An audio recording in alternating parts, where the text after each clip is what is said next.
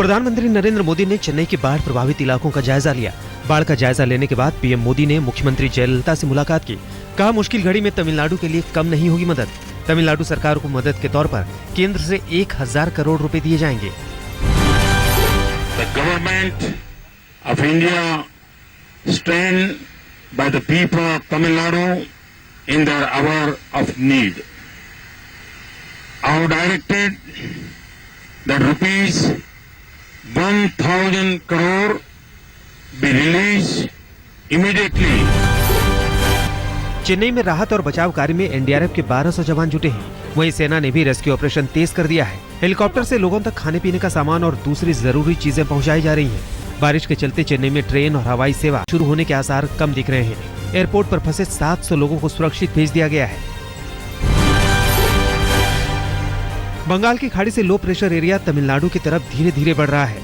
Low pressure area इस वक्त चेन्नई से करीब 200 किलोमीटर पीछे है। इससे चेन्नई में 48 घंटे भारी बारिश की चेतावनी दी गई है।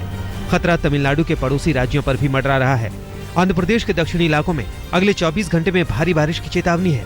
केरल में 6 और 7 दिसंबर को बारिश का अलर्ट जारी किया गया है। केंद्र सरकार चेन्नई के बाढ़ प्रभावित इलाकों की निगरानी कर रही है। केंद्रीय मंत्री जितेंद्र सिंह ने कहा कि केंद्र सरकार राहत और बचाव के साथ ही प्रभावित इलाकों की पूरी जानकारी मंगवा रही है। बाढ़ में फंसे लोगों की मदद के लिए राज्य सरकार के साथ संपर्क में है, जिससे कि भोजन, पानी और दवा लोगों तक पहुंचाए जा सके।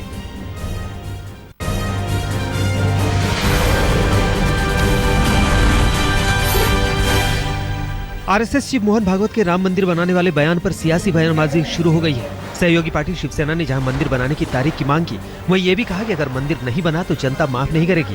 बीएसपी सुप्रीमो ने भागवत के बयान पर ऐतराज जताया।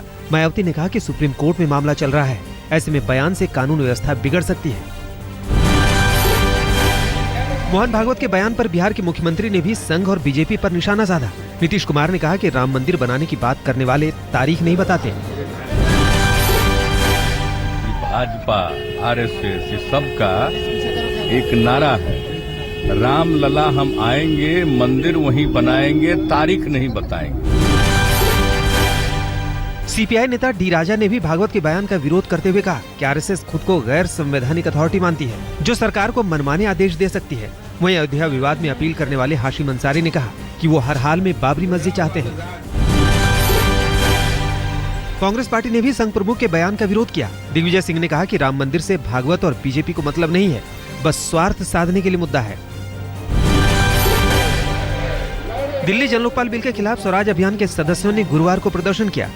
योगेंद्र यादव ने कहा कि अगर केजरीवाल सरकार 2014 के बिल को लाना चाहती है तो उसे बनाने में स्वराज अभियान उनकी मदद करने को तैयार है। जन लोकपाल बिल को कांग्रेस ने केजरीवाल सरकार के खिलाफ खोला गुरुवार को मोर्चा। कांग्रेस नेताओं ने केजरीवाल के घर के बाहर विरोध प्रदर्शन किया। वहीं बीजेपी के विधायक विजेंद्र गुप्ता और दूसरे कई नेताओं ने इस मामले पर एलजी से मुलाकात की। आज कड़कड़डुमा कोर्ट जगदीश टाइटलर से जुड़े 84 सिख दंगे के क्लोजर रिपोर्ट और सीबीआई से मिले क्लीन चिट पर अपना फैसला सुनाएगी। 84 सिख दंगे मामले में सीबीआई ने जगदीश टाइटलर को क्लीन चिट दे रखी है।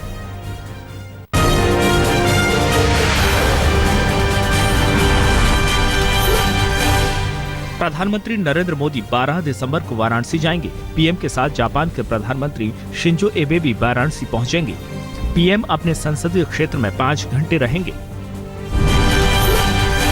दिल्ली पुलिस के मुताबिक कैफीतुल्ला ने पूछताछ के दौरान सेना के कुछ कर्मचारियों के नाम बताए हैं। इनमें से एक जेसीओ रैंक का है, जो कैफीतुल्ला को देश की सुरक्षा से जुड़ी कई अहम जानकारियां देता था। कैफीतुल्ला से पूछताछ के बाद पुलिस ने सेना और बीएसएफ के कुछ निचले लेवल के अधिकारियों की लिस्ट भी तैयार की है। ग्वालियर में शराब के नशे में धुत एक पुलिसकर्मी ने जमकर हंगामा मचाया। नशे में धुत पुलिसकर्मी ग्वालियर पुलिस लाइन में तैनात है। नशे में इस पुलिस वाले ने एसपी और कलेक्टर को भी जमकर गालियां दी। महाराष्ट्र के बुल्ढाना में अब शादी से पहले लड़के और लड़की को एचआईवी टेस्ट की रिपोर्ट देनी होगी। बुल्ढाना की 5 पंचायतों ने मिलकर शादी से पहले एचआईवी रिपोर्ट दिखाने का फैसला लिया है। महाराष्ट्र के बुल्ढाना में खामगांव के 64 बच्चे चेन्नई की बाढ़ में फंसे हुए हैं। एक प्राइवेट स्कूल में पढ़ने वाले ये बच्चे केरल और चेन्नई के स्कूल टूर पर गए थे। बच्चों के परिवार वालों को बच्चों के बारे में कोई जानकारी नहीं मिल पा रही है। उत्तर प्रदेश के औरैया जिले से एक दिल दहला देने वाली तस्वीरें सामने आई हैं। अछलदा रेलवे स्टेशन के अधीक्षक के मुताबिक ये युवक कई बार ट्रेन के नीचे लेट चुका है और सही सलामत बाहर निकलता है। गुरुवार को संपूर्ण क्रांति एक्सप्रेस के नीचे एक बार फिर ये युवक लेटा था। औरंगाबाद के लैंड रेवेन्यू अधिकारी ने जिला अधिकारी कमल तनुज पर जबरदस्ती फाइल पर साइन करवाने के लिए दबाव बनाने का आरोप लगाया है। बाकायदा जिलाधिकारी के खिलाफ शिकायत दर्ज करने के लिए लैंड रेवेन्यू अधिकारी विनोद कुमार पंकज थाने भी गए। हालांकि वहां से एडीएम और दूसरे अधिकारी उन्हें वापस ले आए। फर्रुखाबाद के फतेहगढ़ कोतवाली क्षेत्र के कर्नलगंज पुलिस चौकी में गुरुवार को तब भगदड़ मच गई जब एक युवक शराब के नशे में चौकी के अंदर आकर तोड़फोड़ करने लगा। युवक थाने की बेंच डेस्क को तोड़ने लगा। शराब के नशे में धुत युवक फतेहगढ़ में तैनात सेना का जवान है। पुलिस ने उसके खिलाफ कार्रवाई कर सेना के अधिकारियों को सुपुर्द कर दिया है। उत्तर प्रदेश के मुरादनगर में 25 साल की एक युवती अपराजिता ग्राम प्रधान की दौड़ में है। अपराजिता बीटेक, एमटेक और आईआईटी रिसर्च कर चुकी है और जर्मनी की एक मल्टीनेशनल कंपनी से 5 लाख के पैकेज पर नौकरी का ऑफर भी है। परमवीर चक्र विजेता अल्बर्ट एक्का की समाधि की पवित्र मिट्टी से भरे कलश को उनके घर गुमला लाया गया। अल्बर्ट एक्का को श्रद्धांजलि देने के बाद सीएम रघुवर दास ने कहा कि शहीदों से युवाओं को प्रेरणा लेने की जरूरत है।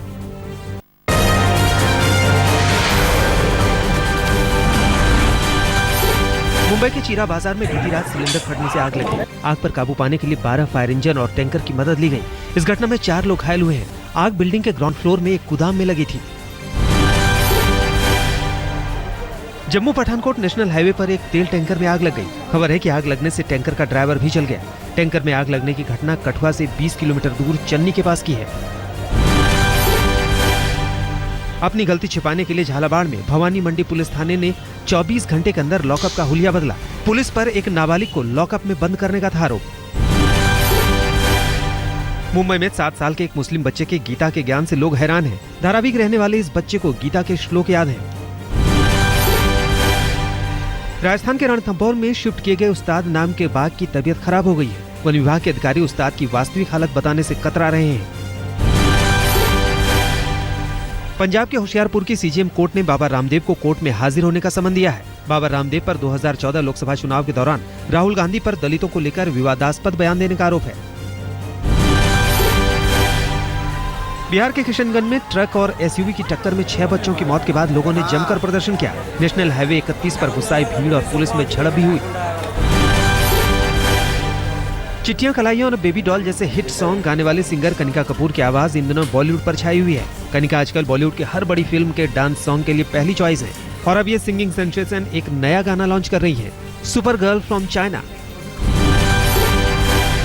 प्रियंका, रणवीर, दीपिका स्टारर संजय लीला भंसाली की फिल्म बाजीराव मस्तानी एक बार फिर विवादों में है। इंदौर में मस्तानी के 9वीं पीढ़ी के वंशजों ने ऐतिहासिक तथ्यों के साथ छेड़छाड़ का आरोप लगाते हुए फिल्म पर रोक लगाने की मांग की है। दिल्ली पुलिस क्राइम कंट्रोल के लिए आईज एंड ईयर स्कीम तो पहले से ही चला रही थी, लेकिन अब ट्रैफिक नियमों का उल्लंघन रोकने के लिए एक नया मोबाइल ऐप लॉन्च किया है। पुलिस का दावा है कि इसके बाद ट्रैफिक नियमों का उल्लंघन कम हो जाएगा।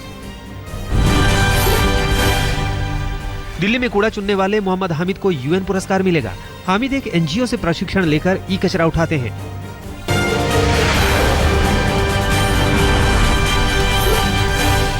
कानपुर में बस और ट्रैक्टर के टक्कर में 3 लोगों की मौत हो गई। महोबा में यह घटना घटी जिसमें 28 लोगों के घायल होने की खबर है। इन घायलों में कई लोगों की हालत गंभीर बनी हुई है। मध्य प्रदेश के भिंड में एक कोचिंग सेंटर से बाइक चोरी की घटना सामने आई है। चोरी की यह घटना सीसीटीवी फुटेज में कैद हो गई। वीडियो में चोर ने पहले एक बाइक का ताला तोड़ने की कोशिश की। कामयाब नहीं होने पर दूसरे बाइक का ताला तोड़कर रफू चक्कर हो गया। पटना सिटी के दीदारगंज में एक मंदिर की जमीन पर कब्जा जमाने के लिए 2 गुटों में जमकर मारपीट हुई। इस घटना में कई लोगों के घायल होने की खबर है। मंदिर के पुजारी के मुताबिक असामाजिक तत्व मंदिर की संपत्ति पर कब्जा जमाना चाहते हैं। महामंडलेश्वर श्री सच्चिदानंद महाराज के नाम से चर्चित बिल्डर सचिन दत्ता के खिलाफ नोएडा में क्राइम ब्रांच ने केस दर्ज किया है। सचिन दत्ता पर आरोप है कि इंदिरापुरम में एक फ्लैट बेचने के बाद उसी फ्लैट के दस्तावेज पर बैंक से लोन ले लिया। गया रेलवे स्टेशन को उड़ा देने की धमकी देने वाले युवक को गिरफ्तार कर लिया गया है। युवक ने अपनी प्रेमिका को फंसाने के लिए उसके मोबाइल से गया के एसएसपी के मोबाइल पर धमकी भरा एसएमएस भेज दिया था। दरअसल आरोपी युवक को पता चला कि उसकी प्रेमिका किसी और से भी प्यार करती है।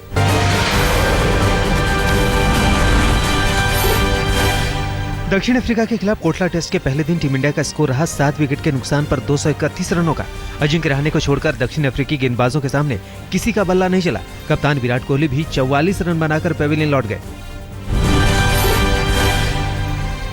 सीरीज में लगातार फेल हो रहे अजिंक्य रहाणे ने सीरीज के आखिरी मैच में अपने बल्ले की चमक बिखेरी। कोटला टेस्ट के पहले दिन रहाणे ने नाबाद 89 रनों की पारी खेली। दक्षिण अफ्रीका के गेंदबाज पीट ने 4 और एबॉट ने झटके 3 विकेट। हाल ही में क्रिकेट से संन्यास लेने वाले टीम इंडिया के विस्फोटक बल्लेबाज को कोटला टेस्ट से पहले सम्मानित किया गया।